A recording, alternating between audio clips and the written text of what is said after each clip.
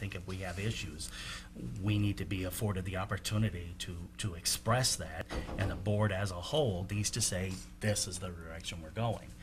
And, you know, I guess, you know, hindsight, we can all armchair quarterback, but I certainly wish that we would have done this prior to having a meeting, because if all these contracts are coming up with an April 1st, if we don't act, they automatically renew. You know, and then we're in the situation again where another year's being tacked on to these contracts.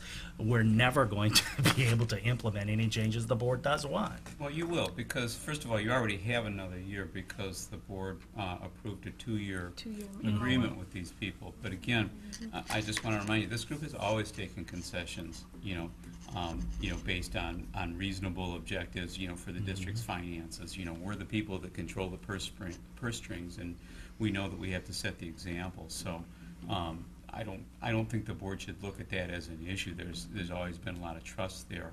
And my suggestion would be, you know, I understand where you feel you're right, your back's up against the deadline there, but again, I think you'll have plenty of time to set reasonable financial objectives, you know, regarding those contracts, and give me time to work with the staff to attain those objectives. I don't think that that's an issue. Yeah, I know it's not. I kind of see that as that negotiation piece, kind of like an ongoing kind of subject, something that, you know, we don't have to wait until it's upon us to actually bring it up to discuss.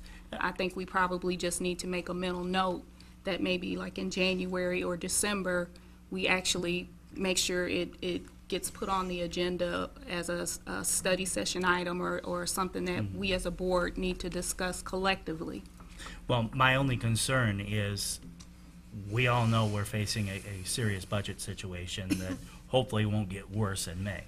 Right. Even though I understand we have an escape hatch with financial exigency, but I don't feel right extending someone's contract when I know in a month I want a position, figuratively speaking, eliminated.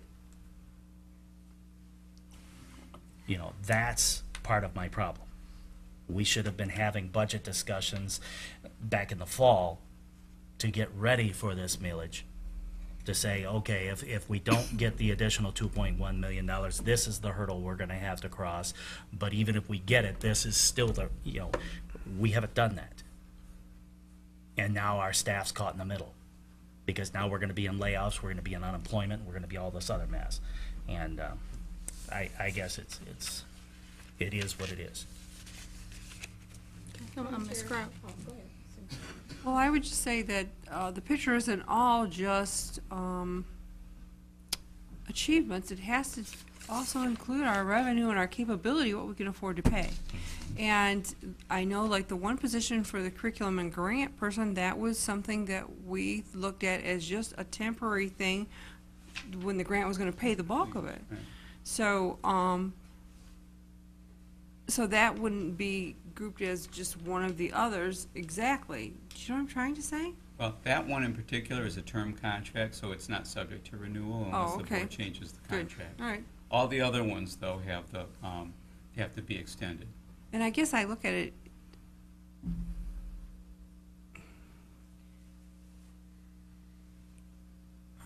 for non-educational,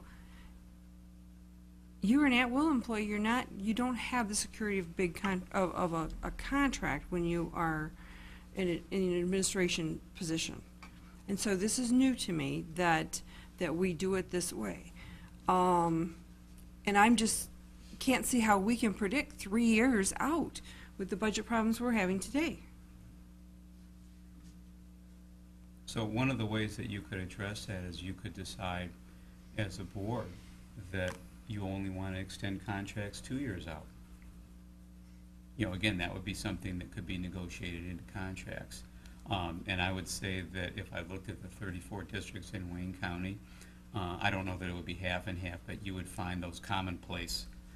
2-year and 3-year are the most common. It's very unusual for administrators to have 1-year contracts, because especially instructional administrators, most of them left the security of teacher tenure to become an administrator. They're not going to do that for a one-year contract. But you could make that decision, and that would be something, again, that you could charge me with negotiating. That would be the way to address that. I just want to correct you a little bit, though. You mentioned that administrators don't have the security of a contract. We do.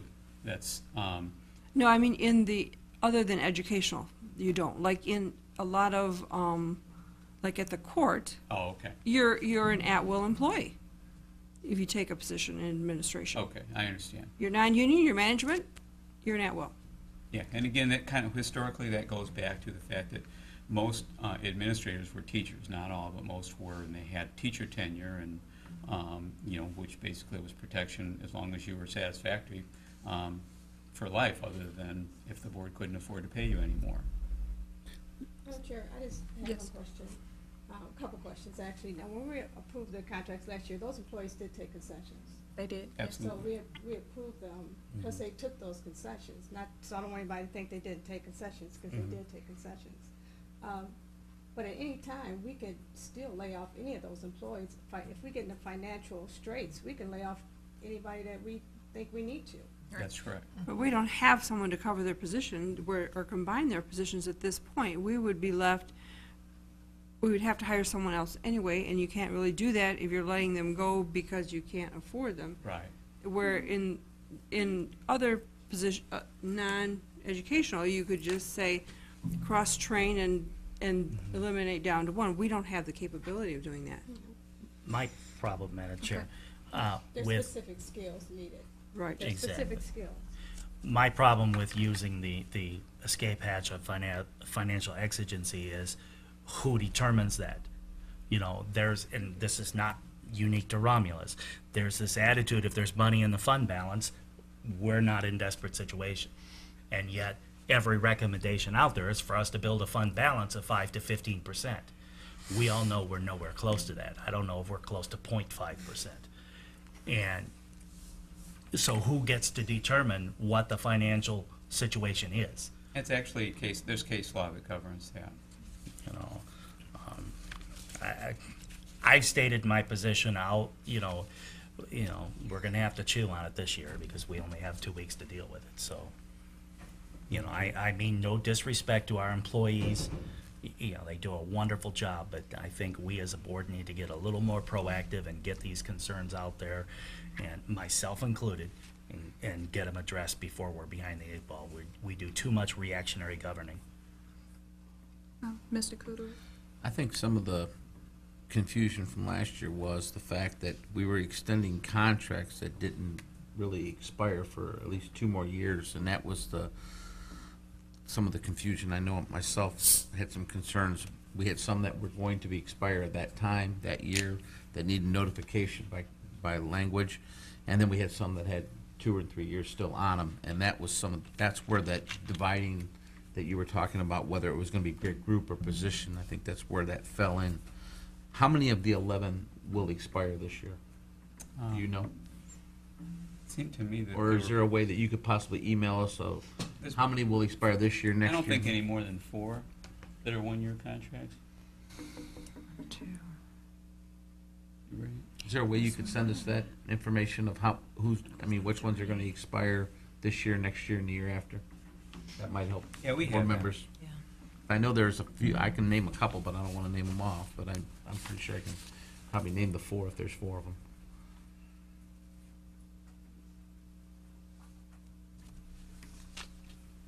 And that may help the board to make a decision a little bit better if the individuals have that information. Okay.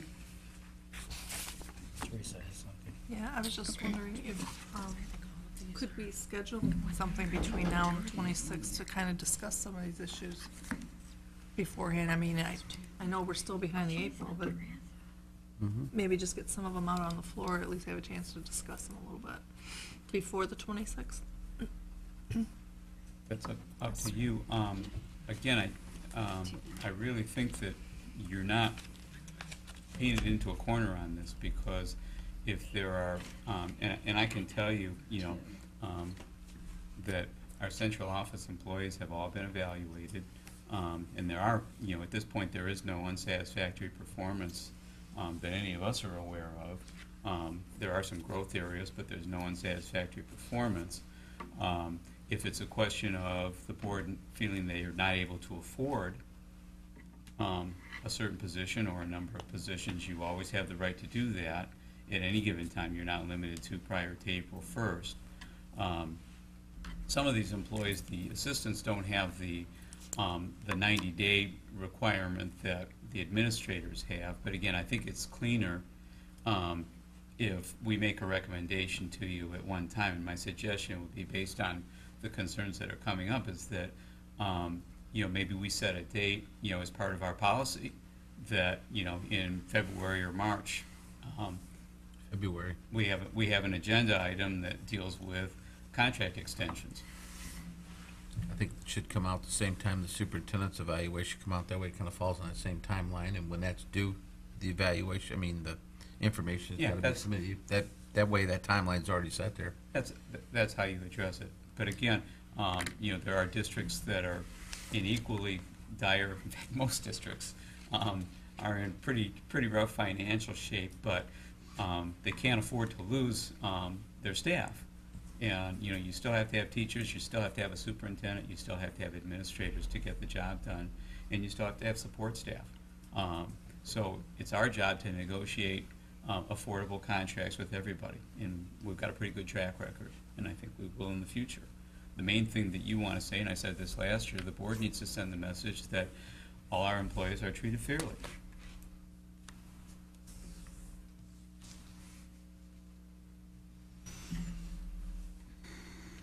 Okay, go back to you, Tom. So you're fine with the superintendent's contract being separated and central office 11 being a group? Yeah, I was just asking, I think that was just trying to clear some communication the superintendent had about how there was some discussion last year on how they wanted them broke up. I think that was because we were talking about when some were going to be renewed and stuff like that. I think that was the issue.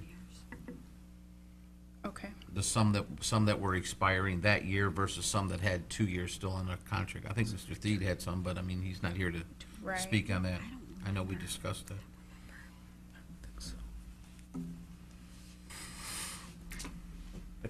And Mrs. Beard, it's the same for you? Yeah, I'm okay with them being separate, and my question about just doing the study session was just to find out what the opinions were on the contract languages that we had questions on.